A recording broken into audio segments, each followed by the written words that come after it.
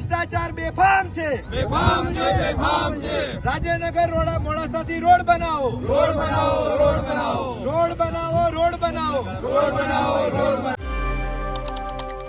ગુજરાતમાં દર ચોમાસે રસ્તાની બિસ્માર હાલતનો મુદ્દો ચર્ચામાં આવી જ જાય છે. શહેરોના રસ્તા પર જે ખાડારા જોવા મળે તેનો તો ત્રાસ પ્રજા ભોગવતી જ હોય છે, પરંતુ હાઈવે પર પણ એક મોટું જોખમ ઊભું થયું છે.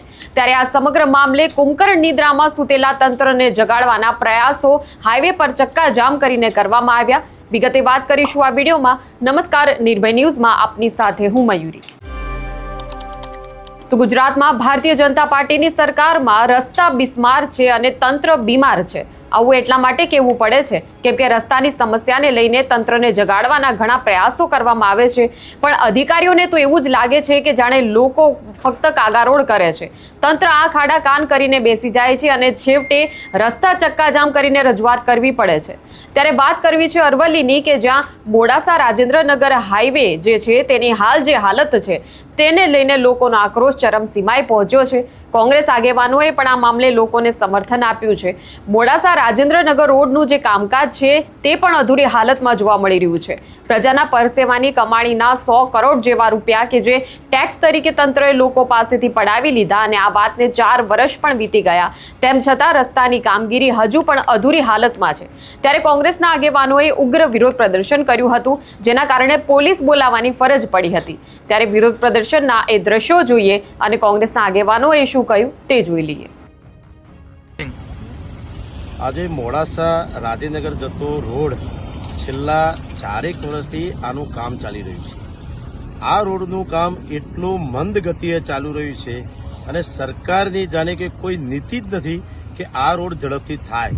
છેલ્લા 4 વર્ષથી મોડાસાથી આ રાજેન્દ્રનગરના રોડનું જે પ્રમાણે કામ ચાલી રહ્યું છે એના કારણે આજુબાજુના અહીંથી 30 થી 35 ગામોની આ જોડતો જે રોડ છે એના પર રોજ જિલ્લા મથક મોડાસા ખાતે વિદ્યાર્થી હોય, દર્દીઓ હોય, વેપારીઓ હોય, ખેડૂતો હોય, નોકરિયાત વર્ગ હોય, તમામ માણસોને આ રોડ રસ્તાનો ઉપયોગ કરવો પડે છે. જીવના જોખમે જેને કહી શકાય કે આ રોડ નહીં પણ કાળો અજગર જેને ગણાઈ શકાય કે આ રોડ એક સાઈડની સાઈડ ક્લિયર થઈ છે અને બીજી સાઈડ અધૂરી છે, જેના કારણે જે ટ્રાફિક જે છે સામસામે આવે છે એના કારણે લોકોના જીવનું જોખમ વધી રહ્યું છે. ઘણા સમયથી અહીંયાથી અમારા જિલ્લા કોંગ્રેસ તરફથી અને અન્ય સંગઠનો દ્વારા પણ ગામડાના લોકો દ્વારા પણ આંદોલનો કરવાની સરકાર સમક્ષ આની રજૂઆત કરવામાં આવી, છતાંય આજ દિન સુધી આ તંત્રની આંખ અને કાન ખુલતા નથી. જે કંઈ સરકારી મંજૂરી લાવવાની હોય નીચેથી લગાવીને ઉપર સુધી જ્યારે એમની સરકાર હોય અને આજ દિન સુધી આ રોડ ના થઈ શકતો હોય તો તમે વિચારી શકો છો જે રાહદારીઓ વાહન ચાલકો જે અહીંયાથી રસ્તા ઉપર પોતાના વાહનો લઈને જતા હોય ત્યારે એમના વાહનોની જે દુર્દશા થાય છે, જીવનું જોખમ આજે મુકાઈ જાય છે, એ બાબતને આજે અમારા યુથ કોંગ્રેસ દ્વારા અહીંયા ધરણા પ્રદર્શન કરી અને દેખાવો કરી સરકાર સુધી આ અવાજ પહોંચાડવાનો આજે પ્રયત્ન જે કરવામાં આવ્યો છે એ સાથે અમારા તમામ યુથ કોંગ્રેસ અને જિલ્લા કોંગ્રેસ સમિતિના આગેવાનોએ આ સરકારના આંખ અને કાન ખોલવા માટે અને ઝડપથી આ રોડનું કામ પૂર્ણ થવા માટે આજે અહીંયા ધરણાનું પ્રદર્શન કરી સરકારના આંખ અને કાન ખોલવાનો ખૂબ પ્રયત્ન અમે કરી રહ્યા છીએ.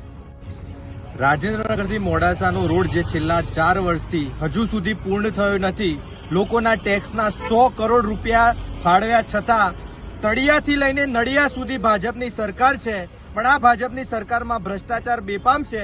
એના કારણે રોડ હજુ અધૂરો છે. એના કારણે હજારો વાહન ચાલકો, 30 થી 35 ગામના ગ્રામજનો, ખેડૂતો, વિદ્યાર્થીઓ તમામ ત્રાહિમામ પોકારી ગયા છે. અત્યારે યુથ કોંગ્રેસ અરવલ્લી અને જિલ્લા કોંગ્રેસની સમિતિ દ્વારા ધરણા કાર્યક્રમ આપવામાં આવ્યો છે. તંત્ર જો ગંભીરતા નહીં લે અને તાત્કાલિક આ રોડનું કામ પૂર્ણ નહીં કરે તો આગામી સમયમાં બહુ મોટું આંદોલન આ રોડ બાબતે અને જિલ્લાના લોકોના હિત બાબતે યુથ કોંગ્રેસ અને જિલ્લા કોંગ્રેસ દ્વારા કરવામાં આવશે. તો ભારતીય જનતા પાર્ટીની સરકારમાં બેફામ ભ્રષ્ટાચારને કારણે રાજ્યભરમાં લોકો રસ્તાની સમસ્યાથી પીડિત છે. આ મુદ્દે હાઈકોર્ટે પણ સરકારનો ઉધડો લીધો છે, અધિકારીઓને પણ ખખડાવ્યા છે, તેમ છતાં આ બેશરમ તંત્રને લોકોની પડી જ નથી. ત્યારે મોડાસા રાજેન્દ્રનગર હાઈવેની જે આ સમસ્યા છે તેને લઈને આસપાસના અંદાજે 30 થી 35 ગામના લોકોનું જનજીવન ખોરવાઈ ગયું છે. આ વિસ્તારમાં જે નવા કલેક્ટર આવ્યા છે તે પણ મુલાકાત લઈ ચૂક્યા છે આ હાઈવેની, અને હાલત જે છે તેની પણ તેમના પણ ધ્યાનમાં આ મુદ્દો છે. હવે આ મામલે તેઓ આગામી સમયમાં શું નિર્ણય લે છે તે જોવાનું રહેશે. ત્યારે આ મુદ્દે તમારું શું કહેવું છે? શું તમારા વિસ્તારમાં પણ આ પ્રકારની સમસ્યા છે? કમેન્ટ સેક્શનમાં અમને જણાવો. અને આ પ્રકારના વિડીયો માટે જોતા રહો નિર્ભય ન્યૂઝ. અમારી ચેનલને લાઇક, શેર અને સબસ્ક્રાઇબ કરવાનું ભૂલશો નહીં. નમસ્કાર.